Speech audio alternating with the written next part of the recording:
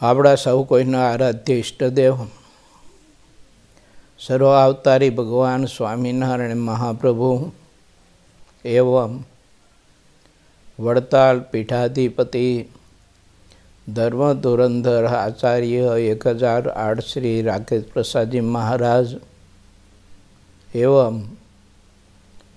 વડતાલ પ્રદેશના સમગ્ર નાના મોટા બ્રહ્મનિષ્ઠ સંતો અને આજે અક્ષર નિવાસી પરમ ભગવદીય શ્રી રમેશભાઈની શ્રદ્ધાંજલિમાં ઉપસ્થિત સમગ્ર હરિભક્તો, નાના મોટા બાળકો, યુવાનો સૌને ભાવથી મારા અને સમગ્ર સંત મંડળના જય શ્રી સ્વામિનારાયણ. વાલા ભક્તો, આજે જેના નિમિત્તે આપ સૌ કોઈ ભેળા થયા છો, અક્ષર નિવાસી પરમ ભગવદીય શ્રી રમેશભાઈ ભગવાનભાઈ ધાનાણી 59 વર્ષની ઉંમરે તારીખ 4/3/2024 સોમવારના રોજ ભગવાન શ્રીહરિની મૂર્તિના મહાદિવ્ય સુખને પામ્યા છે. આ ધરતીમાં કોઈ ભગવાનના મોટા સત્પુરુષો આવે, કોઈ ભગવાનના એવા એકાંતિક ભક્ત પુરુષો આવે તો આ સૃષ્ટિનો એક ક્રમ છે કે શ્રીહરિની ઈચ્છા હોય ત્યાં સુધી આ ધરતી ઉપર ભગવાનના એવા પુરુષો રહેતા હોય છે અને પ્રભુની મરજી હોય ત્યાં સુધી આ લોકના અને સત્સંગ સંવર્ધનના અને સત્સંગ પોષકના સેવાકીય કાર્ય કરતા હોય છે. એ પૈકીના આપણા આ રમેશભાઈ હતા. જુનાગઢ રાધારમણ દેવનો સારું એવું આપણે આભૂષણ કહી શકાય એવા રમેશભાઈનું સ્વપ્ન હતું કે ટેલફોર્ડ અમેરિકા સ્થિત સમગ્ર હરિભક્તોને વધુને વધુ પરમાત્માની ભક્તિ કરવા માટેનું બળ મળે, અવસર મળે, એના માટે ત્યાં મંદિરની સ્થાપના કરી અને ભગવાન સ્વામિનારાયણની સર્વોપરી ઉપાસના, મહારાજનો આશ્રય, નિષ્ઠા, દૃઢ ને પરિપક્વ સમાજને થાય તો માયામાં બંધાયેલો સમાજ એમાંથી મુક્તિ પ્રાપ્ત કરી અને પરબ્રહ્મ પરમાત્માને પામી જાય, કહેતા જન્મ મરણથી મુક્ત થાય.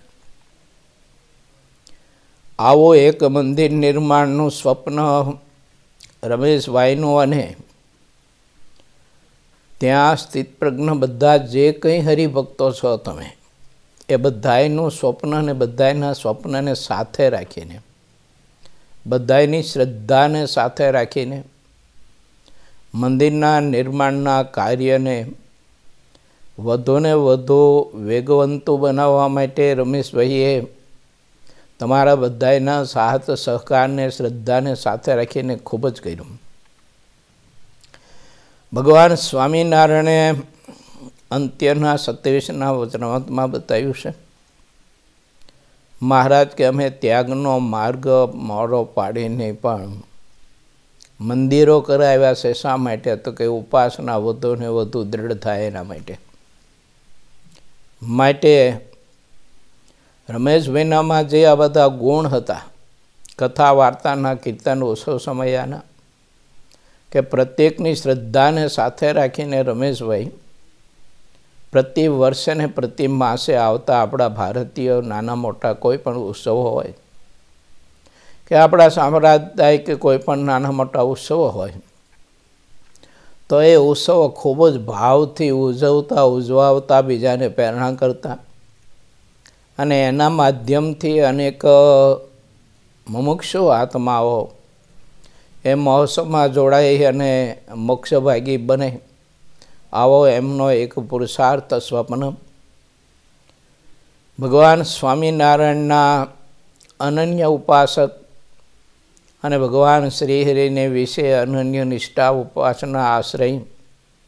એની સાથે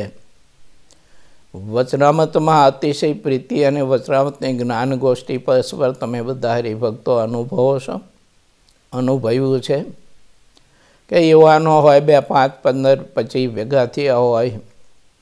તો વચનામતના આધારે જ્ઞાન ગોષ્ઠીના માધ્યમે ખૂબ જ મીઠી મીઠી વાતો કરી અને ભગવાન સ્વામિનારાયણને વધુને વધુ રાજી કરવા માટે આવું આદર્શ જીવન જેમનું હતું એવા રમેશભાઈ ભગવાન શ્રીહરિના ચરણકમળની સેવાને તો પામી ગયા છે. મહારાજ વધુને વધુ પોતાની મૂર્તિનું સુખ એમને આપે અને એમના પરિવારમાં જે કાંઈ એમના દીકરાઓ હોય, દીકરીઓ હોય, કોઈ બહેનો હોય તો એમને પણ મહારાજ વધુને વધુ રમેશભાઈની આ ગેરહાજરી, એમનો ખાલીપો એ ઠાકોરજી અનુભવવા ન દે એવું બળ આપે અને એવી કૃપા ઠાકોરજી કરે કે રમેશભાઈને જેવું સત્સંગનું બળ હતું, તાન હતો સત્સંગ માટેનું, ધ્યાન ભજન કરવાનું ને કરાવવાનું જેવું તાન હતું, એવું ને એવું બળ, એવી ને એવી સમજ મહારાજ એમના સમગ્ર પરિવારના નાના મોટા જે કંઈ સભ્ય હોય તો તેને પ્રભુ આપે. એ સાથે તમે સૌ કોઈ હરિભક્તોને મારી ખાસ એક ભલામણ છે કે રમેશભાઈ એક આ લોકની વ્યવસ્થાના ભાગરૂપે ઠીક છે કે પ્રેસિડેન્ટ તરીકે રહી અને સેવા બજાવતા હતા, એ તો એક વ્યવસ્થાનો ભાગ છે, પરંતુ પ્રત્યેક હરિભક્તો એવો સંકલ્પ કરજો કે અમે પણ આ મંદિર પરિપૂર્ણ કરવા માટેના જવાબદાર છીએ, અમે પણ સત્સંગ સંવર્ધનના જવાબદાર છીએ. કેવળ સંતો નહીં પણ હરિભક્તો પણ એટલા ને એટલા જવાબદાર છે. તો બધા સંપસ્નેહ શુદ્ધ ભાવથી એકમેક થઈ ખભે ખભો મિલાવી અને જે કાર્ય અધૂરું હોય તેને પૂર્ણ કરવા માટે તમારો સમય, તમારી સંપત્તિ, તમારી શ્રદ્ધા ખૂબ જ જોડજો. કારણ કે ભગવાન સ્વામિનારાયણને આવા નિષ્ઠાવાન ભક્તો, આવા સમર્પિત ભક્તો ખૂબ જ ગમતા. એની સાથે મહારાજને બહુ હેત અને પ્રીતિ. શ્રીહરિએ વચનામૃત ગ્રંથમાં આના માટેનો ખૂબ ઉલ્લેખ કર્યો છે કે જે ધર્મ નિયમે યુક્ત ભગવાનના ભક્તો વર્તતા હોય તો મહારાજ કે અમારે એને વગર કહીએ એનામાં હેત થાય છે, એની સાથે સુહાણ થાય છે અને એવા ભક્તોની સાથે મહારાજને અતિશય ગાઢ પ્રીતિ થાય છે. મહારાજનો આપણને આટલો રાજીપો જો પ્રાપ્ત થતો હોય અને મહારાજનું સામીપ્ય ઠાકોરજી જો આપણને આપતા હોય તો ભગવાન શ્રી હરિને આપણા ઉપર કેટલી બધી કૃપા કહેવાય. માટે પ્રત્યેક હરિભક્તો સત્સંગ કરવાનો ખૂબ જ ખટકો રાખશો.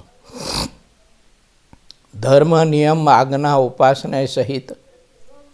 અને રમેશભાઈની હાજરીમાં જેમ તમે નાના મોટા ઉત્સવો ઉજવતા હતા તેમ બધા ઉત્સવો ભાવથી ખૂબ ઉજવશો.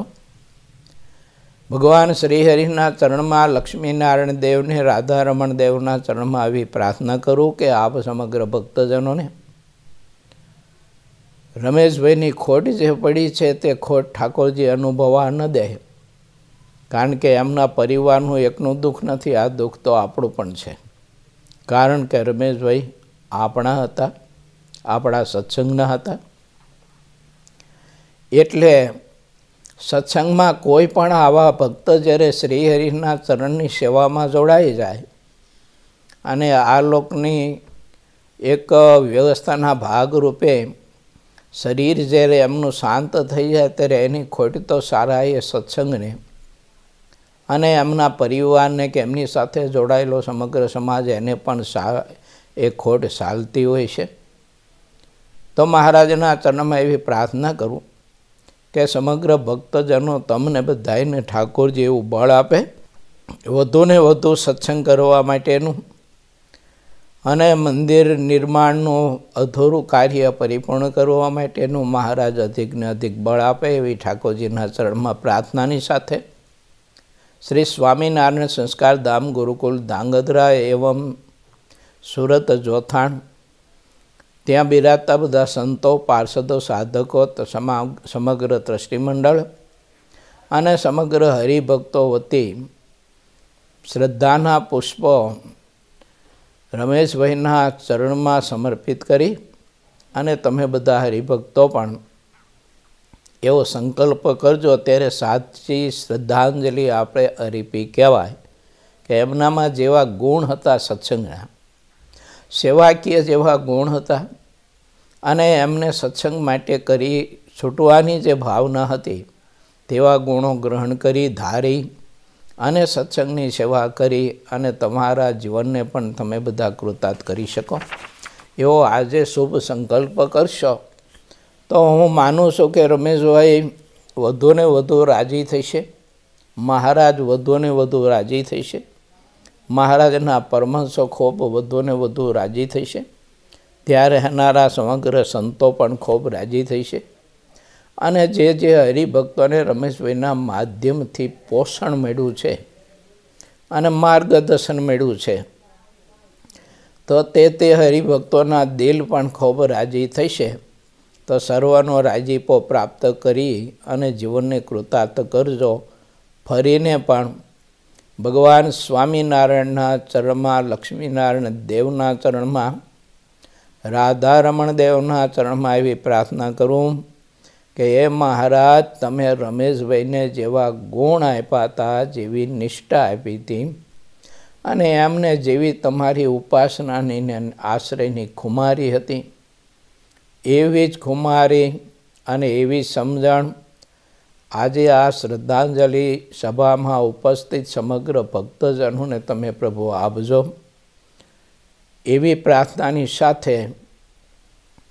શ્રી સ્વામિનારાયણ સંસ્કાર ધામ ગુરુકુલ ધાંગધ્રામાં રમેશભાઈના નિમિત્તે સંતો, પાર્ષદો, સાધકો, હરિભક્તો અને સમગ્ર વિદ્યાર્થીઓ મળી અને સ્વામિનારાયણ મહામંત્રની ધૂન કરી અને અખંડ ચાલી રહેલો યજ્ઞ એમાં આજે પવિત્ર એકાદશીના દિવસે સંકલ્પ કરાવી અને એનું તમામ ફળ રમેશભાઈને અર્પણ કરવા માટેની અમારે ભૂદેવ સુનિલ મહારાજે બહુ સરસ મજાનો વિધિ કરી અને તે બધું ફળ એમને અર્પણ કર્યું. ભગવાનના આવા ભક્તો હોય એની પાસે સત્કર્મ કહેતા પરમાત્માની ભક્તિ, ધોન, ભજન, કીર્તન, યજ્ઞ, યાગ આ બધું જે આપણે કરતા હોઈએ તે એમના માટે નથી, કારણ કે એ તો પામી ગયા છે પ્રભુના ચરણની સેવાની, પરંતુ એમના નિમિત્તે આપણને સૌ કોઈને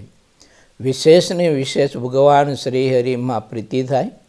મહારાજનું ભજન કરવા માટેનું આપણને બળ પ્રાપ્ત થાય એવા શુભ સંકલ્પથી ધોન કરી યજ્ઞમાં આહુતિ આપી અને એનું સમગ્ર ફળ રમેશભાઈને અર્પણ કરવામાં આવ્યું. આપ સમગ્ર ભક્તજનોને પણ મારી એક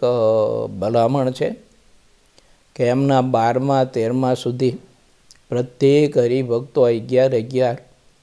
સ્વામિનારાયણ મહામંત્રની માળા કરજો, જપ કરજો, થઈ શકે તો વંદોના પાઠ કરજો, એથી વિશેષ થઈ શકે તો નામાવલીના પાઠ કરજો. કારણ કે ભગવાનના ભક્તની પાછળ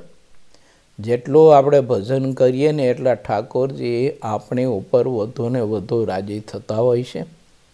અને મહારાજનો રાજીપો થાય તો રમેશભાઈ જેવા ગુણ આપણામાં વધુને વધુ પ્રસ્થાપિત થાય અને ગુણ આવે તો